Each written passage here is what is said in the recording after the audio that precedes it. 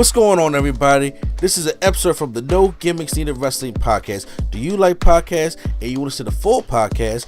Make sure you check out the No Gimmicks Needed Wrestling podcast on all your podcast platforms, such as Apple Podcasts, Google Podcasts, Stitcher, Spotify, iHeartRadio, among many others. But you're listening to the episode right here on YouTube, so make sure you hit that like button and below, and make sure you hit the subscribe button to NC Studios and NC Level Up for all your gaming needs. This is the Nerd Coalition. Enjoy the show.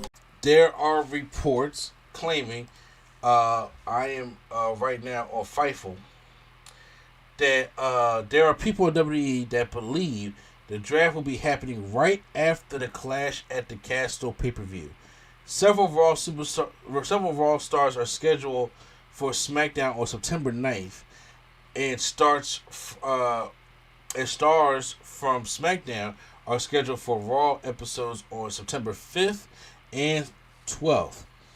Fightful also stated the following: talent have not had this confirmed to them yet, but there have been other things that they have said to lead them to believe the case. We were told that writers have noted that repackages are also more likely following this date as opposed to the immediate future. So, recently, the draft was like right there in October, which made no sense because you would have a draft and then a month later you want people to go battle for brand supremacy. That made no sense. Then, back in the day, they had the draft kind of like after WrestleMania. I'm talking about 2009, 10, 11. You know, they would have the draft after Mania, which I think is the best time to have the draft. It was like a new season. A new season starting in wrestling. Now, with Triple H at the helm, I would like him to do something different with the draft. Make it more sports related in a way.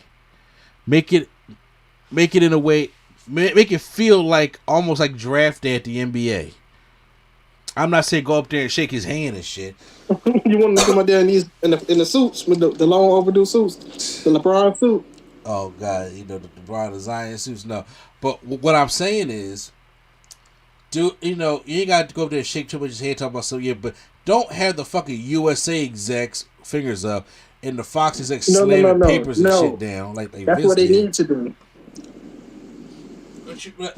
You told like how Vince they had people slamming the papers down and shit. No. I'm talking about the Triple H thing. They need to have them. They need to have them come and have the cut out of Triple H with his finger pointing, and that's their draft picture. Oh wow, I see what you're saying.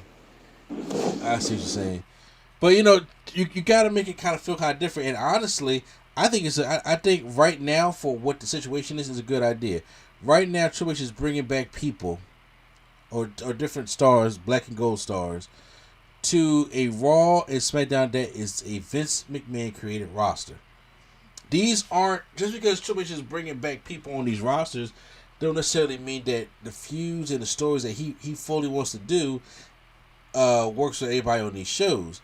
These are Vince McMahon rosters from Raw and SmackDown. So, in order to do a complete overhaul, to do the storylines you want, he's going to need just to shake up the rosters. So, because I think unifying the tag team championships will be a good idea because right now there's no tag division. And then I also believe that taking one championship off and making it universal on SmackDown and making it heavyweight on Raw, I think will be a good idea, especially when you have some dominant names coming back. So you need top show. You need a top title on these shows. So I feel as though that will be the way to go. And I think also it helps bring up some NXT talent when it comes to Santos Escobar and Legado del Fantasma, or when it comes to Roderick Strong, or when it comes to Solo Sikoa, or when it comes I don't think Roderick Strong ever.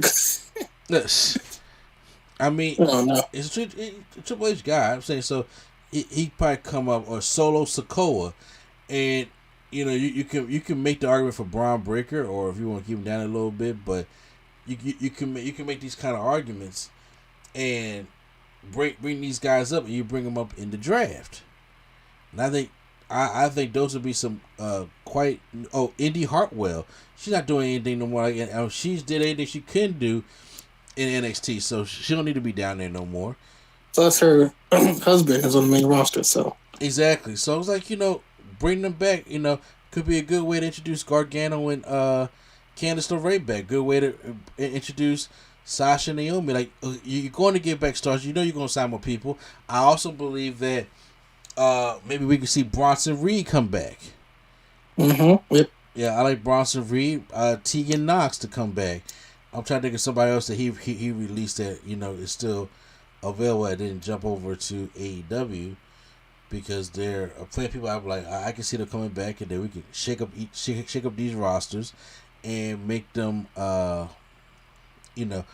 make the stuff make sense. Even when it comes to the women's tag team championships, like, you can start putting teams together that make more sense opposed to just two heels and two bay faces. Like, turn them into an actual team so people can get behind them. Even Kate and Carter, Casey Catanzaro, they did everything they can in fucking NXT. Well, they just won the title, so yeah, I understand. But me personally, I think it's time you unify them. There is really no point of having two sets of women's tag team championships. That is true. First of all, there's really no sense to have the women's tag team championships in the first place. But to have them and do what Sasha and Bayley was trying to do at the beginning, have them defend these tag team championships on NXT and Raw and SmackDown, because there's no point in having two sets. So why not have Casey Catanzaro and Kate and Carter take on whoever wins this women's tag team championship? Whoever's going to have the championship at that time, and they had them have a match, unify them, and then bring them up to the main roster. If you're going to have a tag division with belts, you're going to need to lead tag teams. Yep. And Kate Carter and Casey Catanzaro are a legit tag team from NXT. They've been there for what they got the matching gear and everything. They have been that way for a while. So they've been together for a while. So, what are your thoughts on like if they do a draft early?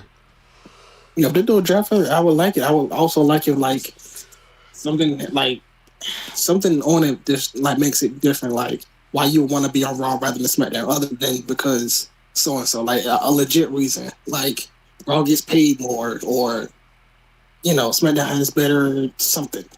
I don't know.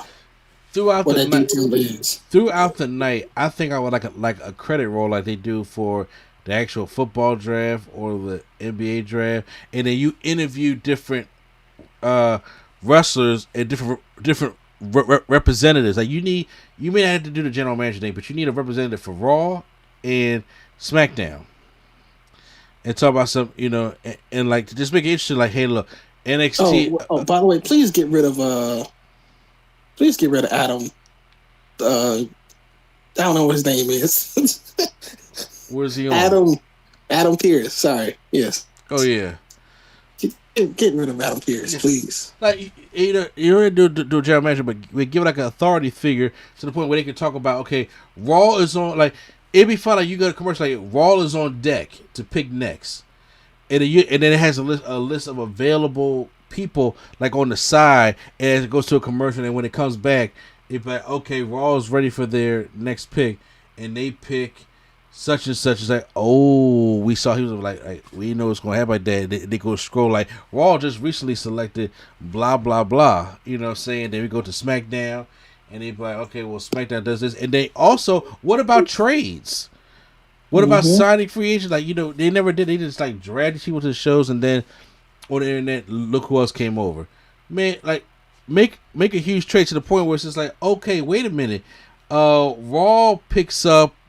I'm just shooting out the ass here. Like, Raw picks up Dexter Lumis, but then it's like SmackDown picks up Carmelo Hayes, and they're like, wait, hold on, I kind of want Carmelo Hayes here on Raw. What would you be offering us on SmackDown for Carmelo Hayes? And we can see like the draft change. It's kind of like, in basketball, like, okay, we get the formula day. Chris Webber and Penny Hardaway are now switching teams. Now Penny Hardaway is going to the Magic, and Chris Webber is going to the Warriors. You know what I'm saying? Yeah, I don't think they're going to do that, only because doing it like that when we all know who's drafted will be kind of like, you know. I guess someone makes sense to me, I guess. But I do want him to just to bring some kind of different element to it. Like now, if it was like how Bischoff and McMahon were going back and forth, then yeah. But if it's not like an authority figure, and it's just like they keep just announcing it like the Raw GM, the anonymous Raw GM, then that one makes sense. So they would have to bring some authority figures in to do it if they do it that way. Yeah, if they do it that way. So I'm kind of hoping that they kind of do, or plant the seed or something like that. But